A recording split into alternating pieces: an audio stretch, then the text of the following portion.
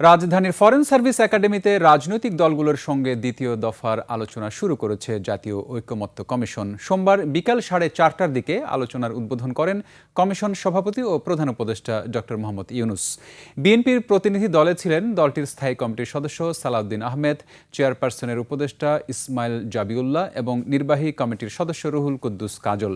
ওয়ালটন আবারও মিলিয়নিয়ার অফারে ওয়ালটন ফ্রিজ কিনে আপনিও হয়ে যেতে পারেন মিলিয়নিয়ার।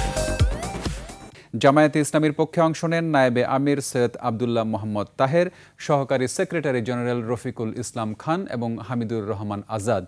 এনসিপির প্রতিনিধি দলে ছিলেন আহ্বায়ক নাহিদ ইসলাম, সদস্য সচিব আক্তার হোসেন এবং যুগ্ম আহ্বায়ক সারওয়ার তুষার। এছাড়া এলডিপি, গণতান্ত্রিক আন্দোলন, লেবার পার্টি, খেলাফত মজলিস, বিপ্লবী ওয়ার্কার্স পার্টি, গণ অধিকার পরিষদ, সিপিবি, বাসদ, এবি পার্টি ও নাগরিক ঐক্যের প্রতিনিধিরা অংশ নেন আলোচনায়। সূচনা বক্তব্যে ঐক্যবদ্ধভাবে জুলাই সনদ তৈরির কথা জানান প্রধান উপদেষ্টা। সবচেয়ে বেশি আনন্দ পাই যখন আপনাদের সঙ্গে এরকম বসার সুযোগ পাই, আলাপ করার সুযোগ পাই, কারণ এখানেই সবাই মিলে বাংলাদেশের প্রকৃত ভবিষ্যৎ রচনা করা হচ্ছে। এটা আমাকে শিহরণ জাগায় যে এরকম একটা কাজে আমি জড়িত হতে পেরেছি, নিজেকে যুক্ত করতে পেরেছি।